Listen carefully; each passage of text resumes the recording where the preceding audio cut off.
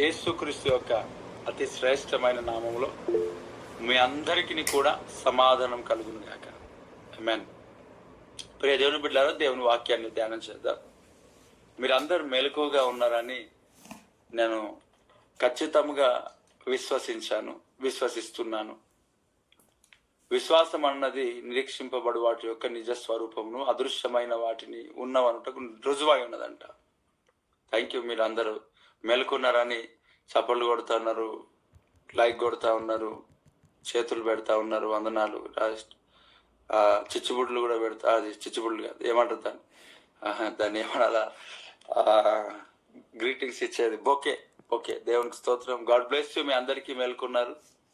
మీరు video of చేసి మరి పడుకున్న వాళ్ళు ఎవరు లేరని ఖచ్చితంగా నేను నమ్ముతున్నాను. ఈ అద్భుతంగా నమ్మాలి, తప్పదు. ఎందుకనంటే వీడియో లేదు కదా, వీడియో అవసరం కూడా లేదు. ఎందుకనంటే కరెక్ట్ అయిందా, ఎవరు జాయిన్ అవుతారో మనకు తెలియదు. చాలా వందనాలు బ్రదర్. అక్కడ సిద్ధపడి బ్రదర్ సంతోష్ గారు అక్కడ కూర్చొని ఉండడం, అలాగే దేవునికి స్తోత్రం. అందరికి వందనాలు. మా బావగారు అనిల్ బావ గారు కూడా ఉన్నారు, సిద్ధపడి కూర్చున్నారు. వారికి కూడా నా హృదయపూర్వక వందనాలు. కూడి వచ్చిన మీ అందరికీ నా హృదయపూర్వక వందనాలు. నిజంగా చాలా ప్రసన్నత దేవుడు మన పట్ల దేవుడు ఉంచాడు. ప్రసన్నత దేవుడు ఒక గొప్ప కార్యాలు దేవుడు మన పట్ల జరిగిస్తున్నాడు. అలాగే దేవునికి స్తోత్రం. మా బావగారు అక్క కూడా ఇద్దరు కూడా ఉన్నారు, వారు కూడా వందనాలు. నిజంగా సిద్ధపడి కూర్చోవడం అనేది చాలా ఆశీర్వాదం. మీ అందరు కూడా సిద్ధపడి కూర్చున్నారు. మీ అందరిని బట్టి నేను దేవుని స్తుతిస్తున్నాను. మీరు చప్పట్లు కొట్టి బొకేస్ పంపించారు, వందనాలు. Thank you. God bless you. మీరు మేలుకుగా ఉన్నారు. ఎవరు కూడా బెడ్స్ పైన లేరని కూడా నేను విశ్వసిస్తున్నా. కానీ ఆరాధన చేసేటప్పుడు నాకు దేవుడు ఒక విషయాన్ని చూపించాడు. ఎంతమంది జాయిన్ అయినారు ఏంటి అని ఆ ఫొటోస్ చూస్తున్నారు, స్క్రోల్ చేస్తూ ఉన్నారు. ఓకే, ఒకసారి అలా చేసినారు, మీరు దేవునిలో స్థిరంగా నిలబడడానికి. Okay, praise the Lord. కానీ అస్తమానం అదే చేయకూడదు. ఫొటోస్ చూసుకుంటా కూర్చోకూడదు. ఫొటోస్ చూసుకుంటూ దేవుని సన్నిధిలో మనము ఆనందించాలి, సంతోషించాలి. దేవుడు ఎంతో మంచి సమయాన్ని మనకి ఇచ్చాడు. ఉదయకాలం వండర్ వర్కింగ్ అంట. దేవుడు ఒక అద్భుతంగా పని చేస్తూ ఉన్నాడు మన పట్ల. Praise the Lord. ఆశ్చర్యమైన కార్యాలు దేవుడు మన పట్ల జరిగిస్తుంది. 43వ అధ్యాయం, యెషయా గ్రంథం 43వ అధ్యాయం. నేను కూడా సిద్ధపడే ఉన్నాను దేవుని సన్నిధిలో. నేను కూడా ఏమంటారు, ప్రభు సన్నిధిలో మీ కొరకు ఒక సేవకునిగా నేను కూడా, అంటే ఏ రీతిగా ఉండాలి ఒక ఉదయకాల ప్రార్థన అనే దానికి నేను దేవుని సన్నిధిలో సిద్ధపడి నేను కూర్చొని ఉన్నాను. Praise the Lord. మందిరంలో మీ అందరికి వందనాలు. Praise the Lord. హల్లెలూయా. కాబట్టి సిద్ధపాటు కలిగి మీరందరూ ఇలా ఉండడం చాలా సంతోషం. ఈరోజు మీ అందరికి ఇలా కనబడడం కూడా నేను సంతోషిస్తూ ఉన్నాను.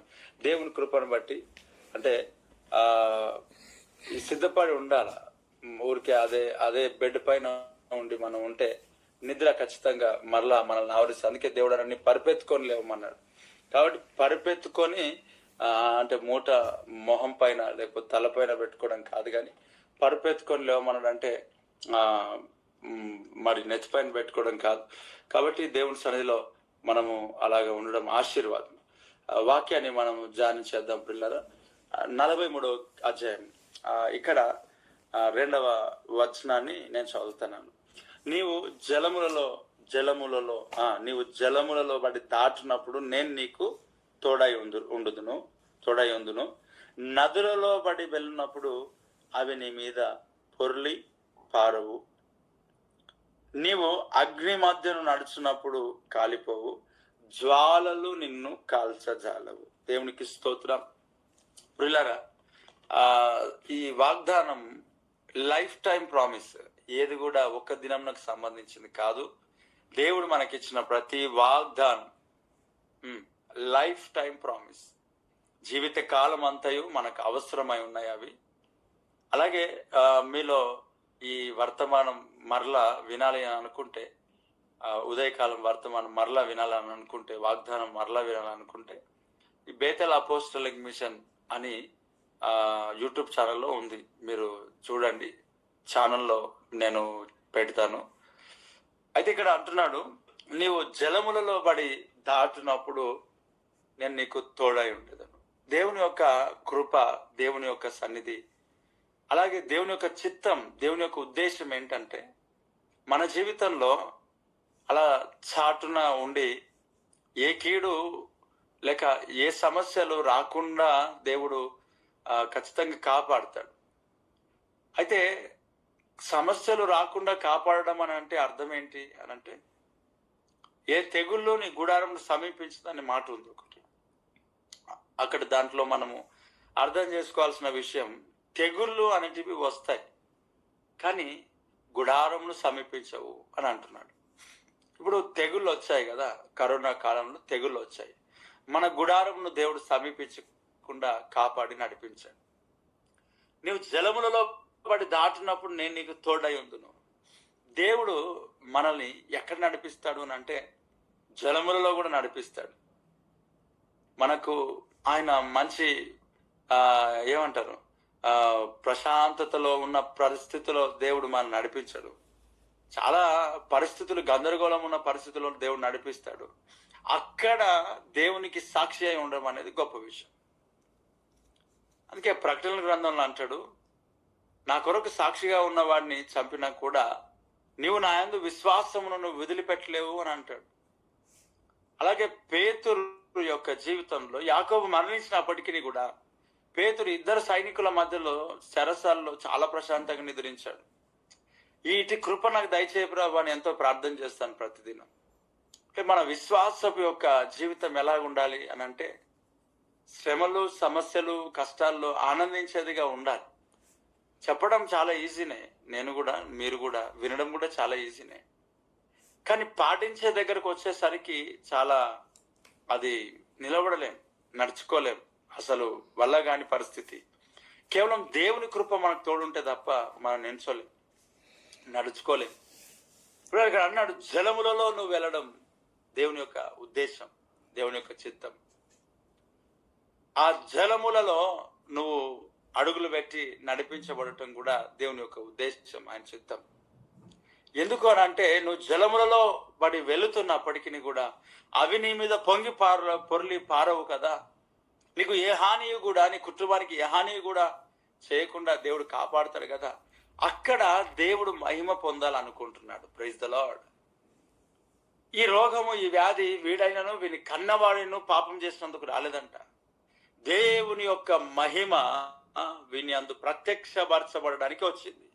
నువ్వు ఎదుర్కొంటున్న ప్రతి సవాళ్ళు ఏవైతే ఉన్నాయో, నడుచుకుంటున్న విధానం ఏదైతే ఉందో, నీకు రావడానికి గల కారణము దేవుడు మహిమ పొందడానికి. సో ఎర్ర సముద్రము ఈ దేవుడి యొక్క ప్రజలు దాటుతుంటున్నప్పుడు, అక్కడ వచ్చి కూర్చుంటున్నప్పుడు ఎర్ర సముద్రమే ఉండకుండా, ఎదురుగా ఉండకుండా దేవుడు చేయగలడు. కానీ ఎర్ర సముద్రమును దేవుడు తీసుకొని వచ్చాడు అక్కడికి. అంటే మనము ఏదైతే వెళ్తున్నామో ఈ ధనంలో ఖచ్చితంగా ఎర్ర సముద్రం అనేది నీకు ఎదురుగా ఉంటది, ఉండదని నేను చెప్పను. యోర్ధాను అనేది నీకు ఎదురుగా ఉంటది, ఉండదని నేను చెప్పను. వాక్యం అది కనబడుతుంది కదా. అయితే ఈ ఎర్ర సముద్రములో నువ్వు పడి వెళ్తూ క్షేమకరంగా దాటడమే దేవుని చిత్తం. ఈ యోర్ధానులో నుండి నువ్వు మునిగిపోకుండా క్షేమంగా దాటడమే దేవుని యొక్క ఉద్దేశం. అదే దేవుని యొక్క ప్రణాళిక. చూడండి, ఎర్ర సముద్రమును దాటుతున్నప్పుడు ఆరిన నీళ్ల మీద వారు నడిచారంట, అసలు చుక్క నీళ్లు కూడా వారి పైన పడలేదంట. చూడండి, దేవుడు ఆయన ప్రొటెక్షన్, ఆయన కాపుదల ఎప్పుడు అర్థమవుతుంది అంటే చాలా ఇలాంటి పరిస్థితిలో అర్థమవుతాయి. ఆయన ప్రొటెక్షన్ అర్థమవుతుంది, ఆయన కాపుదల అర్థమవుతుంది. పిల్లరా, మనం గూగుల్ మీట్లో జాయిన్ అవ్వగానే అనేక సందర్భాల్లో నేను ఎదుర్కొంటాను ఇవన్నీ. ఒకరోజు ఒక దైవ సేవకునికి నేను ఈ మాట అన్నాను, చిన్న చిన్న యాక్సిడెంట్స్ అవుతాయి, చిన్న చిన్నగా దెబ్బలు పడతాయి, తాకుతాయి, నేను వాటిని నమ్ముతాను, అవి జరగాలి కూడా, అవి స్పీడ్ బ్రేకర్స్ లాంటివి మనకని అన్నాను. ఆయన అంటాడు, నేను నమ్మలేదు, నేను నమ్మను, యేసు నామములో అది కొట్టివేస్తున్నా అన్నాడు. నేను అన్నాను, స్పీడ్ బ్రేకర్స్ ఎప్పుడు కూడా కొట్టివేయొద్దని. చిన్న చిన్నవి జరుగుతూ ఉంటాయి కదా, మనం ప్రార్థన చేస్తున్నాం, అయినప్పటికీ చిన్న చిన్నవి జరుగుతూ ఉంటాయి. ఎందుకు జరుగుతాయని అంటే స్పీడ్ బ్రేకర్స్, అది హాని జరగదు, కాపాడుతాడు, కానీ స్పీడ్ బ్రేకర్స్ ఉంటాయి మనకి. ఉండాలి కూడా. అప్పుడు ఆయన అన్నాడు, నేను నా జీవితంలో కొట్టేస్తున్నా అని ఆయన అన్నాడు. అదే వారంలో మనం ఎక్కడైతే ఆరాధన చేస్తామో అక్కడికి బైక్ పైన రావడం జరుగుతున్నప్పుడు ఇద్దరు ధర్నా పడ్డారు. ప్యాంట్ చిరిగిపోయింది, రక్తం గారుతా ఉంది. దేవుని సన్నిధికి వచ్చారు. నేను చూస్తాను, అయ్యో పాపం పడ్డారు అనుకున్నాను, హేళన చేయలేదులే. కానీ ఆ రోజు అలా అన్నావు కదా, చూసావా బ్రదర్ అని కూడా అనలేదు. ఆయనకు అర్థమైంది, దేవునికి స్తోత్రం అనుకున్నా, కామ్గా ఉన్నా. రక్తం అయితే గారింది. ఇప్పుడు ఆయనకు అర్థమైంది ఏంటంటే, అరే ఆ పడిన దాన్ని బట్టి ఏమంటే, అరే ఇలా వెళ్ళకూడదు కదా, సో ఇలా నడుచుకోవద్దు కదా, కొన్ని నేర్పిస్తాడు దేవుడు. అలా దేవుని సంఘంలో నిత్యం ప్రార్థన చేస్తూ ఉంటాం. ప్రభా చిన్నప్పుడు చుట్టూ కంచవి, హాస్పిటల్ వైపు మేము తిరిగి వెళ్ళకూడదు, హాస్పిటల్ ఖర్చులు కొట్టిపోయి ప్రభా అని అంటాము. దాదాపుగా అనేక ఖర్చులు దేవుడు కొట్టేస్తా ఉన్నాడు. కాపుదల దేవుడు ఇస్తా ఉన్నాడు. ఎంతో క్షేమకరం పరిస్థితి దేవుడు ఇస్తా ఉన్నాడు. మరణాలను, అకాల మరణాలను దేవుడు కొట్టివేస్తా ఉన్నాడు. అయితే ఎప్పుడైతే ఈ ప్రార్థన చేస్తుంటామో ఆ దినం కావచ్చు, ఆ వారంలో కావచ్చు, అపవాది గారి దాడి కనబడుతుంది, అర్థమవుతుంది. ఈ గూగుల్ మీట్ కూడా జాయిన్ అయిన తర్వాత, ఈ గూగుల్ మీట్ స్టార్ట్ అయిన తర్వాత కొందరికి అనారోగ్య పరిస్థితులు కూడా చెలరేగిన పరిస్థితులు ఉన్నాయి చిన్నపిల్లలకు. అరే ఇంత ప్రార్థన చేస్తున్న ప్రభా, నేను కంచవేమని జాబ్స్ కొరకు ఇంతగా ప్రార్థన చేస్తున్నాం, రాత్రింబగళ్ళు కంచవేమంటే ఇదేంటి ప్రభా? అప్పుడు దేవుని సన్నిధిలో నాకు అర్థమైంది, ఇదిగో ఇదే నా కాపుదల. దేవునికి స్తోత్రం. ఇదే కాపుదల. జలములలో పడి నువ్వు దాటినప్పుడు, అంటే జలములు వస్తున్నాయి కానీ అవి నీ మీద పొంగి పొరలవు. ఈ కుటుంబాల జీవితంలో పొంగి పొరలవు. అవి హాని చేయడానికి కాదు, దేవుని మహిమపరచుటకు, క్షేమకరంగా దాటి వెళ్ళుటకు. Praise the Lord. రెండవదిగా అంటున్నాడు, నీవు నదులలో పడి వెళ్ళినప్పుడు, యోర్దాను నది అరకాళ్ళు ఇలా మోపగానే యెహోషువ అంట నీళ్లు 2 గోడలుగా చీల్చబడి నిలబడే, అంతే. నేల మంచి ప్రశాంతంగా నడిచి దాటిపోయినారు. జలములలో పడి వెళ్తున్నా, నదుల్లో పడి వెళ్తున్నా, మరలా అంటే నువ్వు అగ్ని మధ్యను నువ్వు నడుచున్నప్పుడు కాలిపోవు జ్వాలలు నిన్ను కాల్చవంట. నేను ఏది కాల్చలేదు, అంతే. పుల్లారా, అగ్ని శ్రమలకు సాదృశ్యంగా మనకు కనబడతా. అలా కొన్ని సందర్భాల్లో పరిశుద్ధాత్మను కూడా మనం పోలుస్తాం. పరిశుద్ధాత్మ అగ్ని చేత నింపబడాలి, ఫైర్ చేత నింపబడాలి అని అంటాం. కాబట్టి ఇక్కడ ఉన్న ఈ అగ్ని ఏంటి? అగ్నిలో పడి నువ్వు వెళ్తున్నప్పుడు అవి నిన్ను జ్వాలలు కాల్చవు అని అంటే, ఇది షడ్రక్, మేషక్, అబేద్నెగోలు ఎవరైతే అగ్ని మధ్యలో వారు నడిచారో, అగ్నిలో వారు నడిచారో, ఇది ఆ అగ్ని. ఇది శ్రమలు, కష్టాలు, భయంకరమైన స్థితులు. పేతురు పత్రికలు చెప్తాడు, నీకు కలుగుతున్న అగ్ని వంటి మహాశ్రమలను గురించి నీకేదో వింత సంభవిస్తుందో అనుకోకూడదని అంటాడు. ఇది వింత కాదు, క్రీస్తు నా మహిమపరచుట కొరకంట, పరిశుద్ధాత్మ దేవుడు నీ పైన నిలుచుట కొరకు ఇలా జరుగుతుందంట శ్రమలు. అగ్ని వంటి మహాశ్రమలు, ఇవి అగ్ని వంటి మహాశ్రమలు. కాబట్టి ఇవన్నీ జ్వాలలు నేనేం చేయ, శ్రమలు అనేటివి వస్తాయి. అయితే ఈ జ్వాలలు ఏం చేయాలంటే శ్రమల్లో కాల్చబడవు. మరి ఏమవుతుందంటే, శ్రమలు ఎప్పుడైతే అగ్నిలోను ఉంటావో అగ్ని నిన్ను హెచ్చిస్తుంది. అది వాస్తవం. Praise the Lord. అగ్ని నిన్ను గొప్ప స్థానంలో నిలబెడుతుంది. పిల్లరా, యోసేపు అగ్ని వంటి మహాశ్రమలే ఎక్కడ తీసుకువెళ్ళాయి తెలుసా? ప్రధానమంత్రి స్థానంలో నిలబెట్టాడు. Praise the Lord. హల్లెలూయా. చూడండి, ప్రధానమంత్రి స్థానంలో ప్రభు నిలబెట్టాడు. ఎంత గొప్ప విషయం. ఈ షడ్రక్, మెషక్, అబేద్నెగో అగ్నిలో పడిపోయినారు. ఎప్పుడైతే అగ్నిలో పడిపోయినారో బయటికి వచ్చారు కదా, దేవుడు కాపాడాడు. వారి యొక్క సింహాసనములంట హెచ్చింపబడ్డాయి. దానియేలు యొక్క సింహాసనములంట హెచ్చింపబడ్డాయి. ఈ యొక్క ప్రాబ్లమ్స్, ఈ యొక్క శ్రమలు ఏవైతే ఉన్నాయో, లేక ఈ యొక్క సమస్యలు ఏవైతే ఉన్నాయో, ఇవన్నీ నీ జీవితంలో ఆత్మీయంగాను శారీరకంగాను నీవు పైనికి ఉన్నత స్థానంలో ఎక్కడానికి ఇవి నీకు స్టెప్స్ అయి ఉన్నాయి. యేసు క్రీస్తు నామములో ఆ స్టెప్స్ నువ్వు ఎక్కడం నేను చూస్తున్నా. ఆ స్టెప్స్ లో నువ్వు పడిపోవు. ఆ స్టెప్స్, ఆ మెట్లు ఒక్కొక్కటి నువ్వు ఎక్కుతున్నావు. Praise the lord. నువ్వు పడిపోయే స్థితిలో లేవు, నువ్వు ఎక్కుతున్నావు పైకి. దేవుని యొక్క వాక్యంలో అన్నాడు, దేశం యొక్క ఉన్నత స్థానముల మీద నేను నీకు నువ్వు ఎక్కిస్తా, అంతే. దేవుడికి మహిమ కలుగును గాక. నేను బలమైన విశ్వాసంతో దేవుని సన్నిధిలో నేను ప్రార్థన చేస్తున్నా. దేవుని సన్నిధిలో ప్రభా, నా ఈ సంఘంలో ఈ పరిచర్య ద్వారా ఎంతమంది అయితే ఉన్నారో వారు ఉన్నత స్థానంలో ఎక్కించబడాలా. అలాగే దేవుని ప్రజలు సార్వత్రిక సంఘంలో ఉన్న నీ ప్రజలందరూ ఉన్నత స్థానంలో ఎక్కించబడాలి. మంచి మంచి జాబ్స్, మంచి వ్యాపార రంగంలో వారు వెళ్ళాలి. ప్రభా, వీరు ఈ కూలికి పని చేసే దాంట్లో రిజైన్ చేసేసి, దేవా తక్కువ శాలరీ, అలాగే కంపెనీస్లో ఎవరైతే ఉన్నారో వాళ్ళు రిజైన్ చేసేసి వ్యాపారంలో వెళ్ళాలి. ప్రభా, నేను నిజంగా ప్రతిదినం నేను ప్రార్థన చేస్తాను. Praise the Lord. నేను ఖచ్చితంగా ప్రార్థన చేస్తాను. నేను ఆ విశ్వాసంతో నేనున్నా. ఎందుకనంటే దేవుని ప్రజలు ఉన్నత స్థానంలో ఉండాలి. రాబోయే దినాల్లో దేవుని ప్రజలు ఒక గొప్ప స్థానంలో ఉండాలి. మొన్న ఒక టెస్ట్ మాని నేను విన్నాను. దైవ సేవకులు రాంబాబు అన్న గారు ఈ జమీమా రోడ్రిక్స్ గారి కొరకు ప్రార్థన చేశాడు. నన్ను ఇంకా కొంచెం ధైర్యపరిచింది. అరే, నేను చేస్తున్న పని కరెక్టే, నేను ఆశిస్తున్నది కరెక్టే, నేను నిలవబడింది కరెక్టే, నేను నడుస్తున్నది కరెక్టే, కానీ నేను ఇంకనూ ప్రార్థన చేస్తా నీ ప్రజల నిమిత్తమే. చాలా మంది కొరకు సపరేట్గా సింగిల్గా, దేవా నీ ప్రజలు హెచ్చింపబడాలా. వాక్యము స్పిరిచువల్గా దేవుని పైనే కాన్సన్ట్రేషన్ ఉంచాలని వాక్యం అనేక సార్లు రెగ్యులర్గానే చెప్తాం. కానీ అదే ప్రియుడు అని ఆత్మలో వర్ధిల్లుచున్న ప్రకారం అన్ని విషయంలో వర్ధిల్లాలి కదా సౌఖ్యముగా.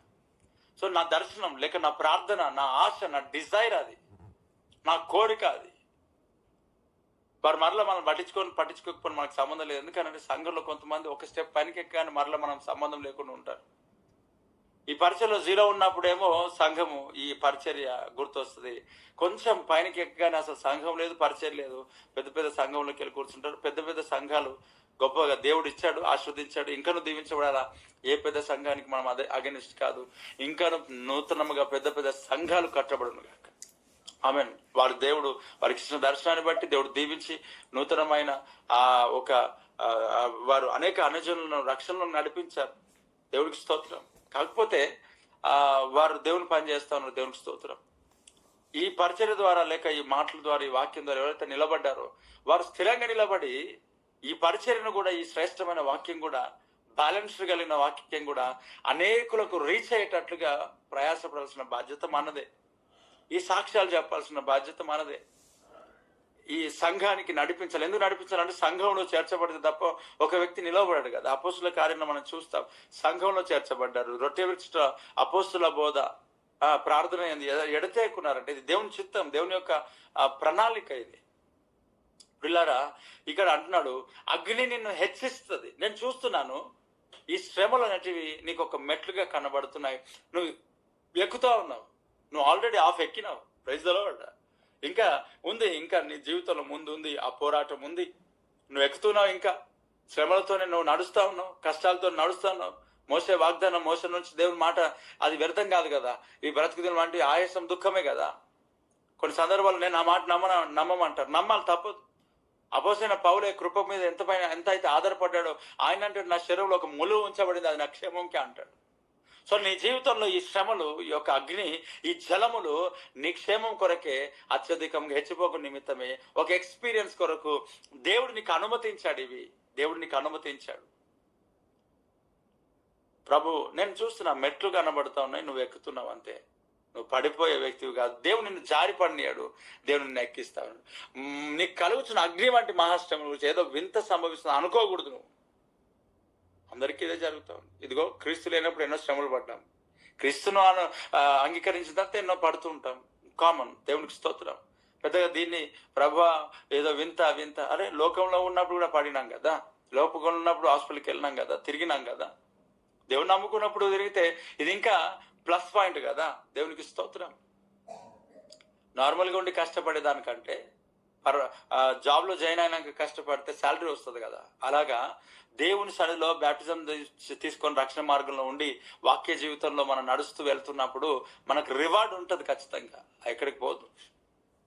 కాబట్టి ఇక్కడ ఈరోజు దేవునితో మాట్లాడుతున్న మాట, నీవు జలములలో పడి దాటినప్పుడు నేను నీకు తోడై ఉందును, నదుల్లో పడి వెళ్ళినప్పుడు అవి నీ మీద పొంగి పొర్లవు, నీవు అగ్ని మధ్య నడిచినప్పుడు కాలిపోవు, జ్వాలలు నిన్ను కాల్చగలవు. God bless you. ఈ మాటలు నీ జీవితంలో దేవుడు ఫలభరితంగా మార్చును గాక. ఆమేన్. కళ్ళు మూసుకుందాం ప్రతి ఒక్కరం కూడా. అగ్ని వంటి శోధనలు దేవుడి సన్నిధిలో మనందరం కలిసి ప్రార్థన పూర్వకంగా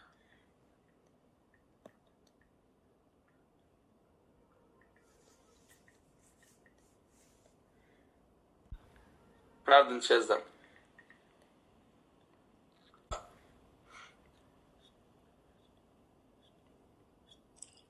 ఒక గొప్ప కార్యాలు చేస్తూ నడిపించే దేవుడై ఉన్నాడు. ప్రభు నీతో ఉన్నాడు. మహోన్నతుడా, నీకు వందనాలు చెల్లిస్తున్నాను తండ్రి. నువ్వు శ్రేష్టమైన మాతో మాట్లాడినందుకు నీకు వందనాలు. Thank you Jesus, thank you Jesus, thank you Jesus, thank you Jesus, thank you Jesus. Praise the Lord. Thank you Jesus, thank you Jesus, thank you Jesus, thank you Jesus, thank you Jesus, thank you Jesus, thank you Jesus, thank you Jesus, thank you. అందరం కలిసి దేవుని సన్నిధిలో దేవునితో మాట్లాడాడు. ఈరోజు దేవునితో మాట్లాడాడు. ఆయన సన్నిధిలో కృతజ్ఞతలు చెల్లించి ప్రభు సన్నిధిలో ప్రార్థన చేసుకో.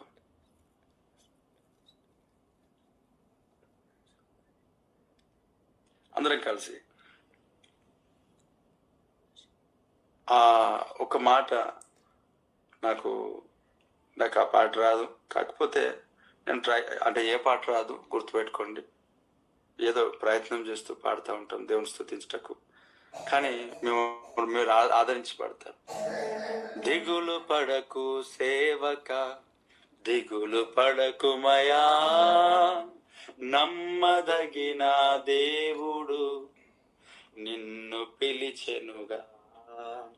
కష్టాలు తీర్చి కన్నీటిని తుడచి ఆదరించెనుగా. నీతోనే నడచి నీలోనే నిలిచి నిన్ను నడుపునుగా. ఓ సేవక భయపడకిక, జయము నీదే గదా.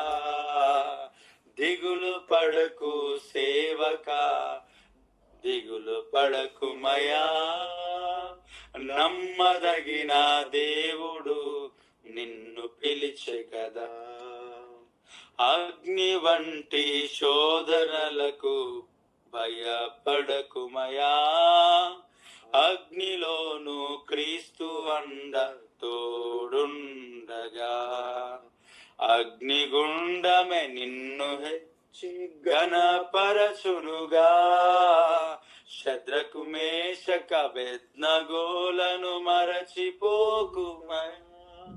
ఓ సేవక భయపడకిక, అగ్ని మేలే కదా.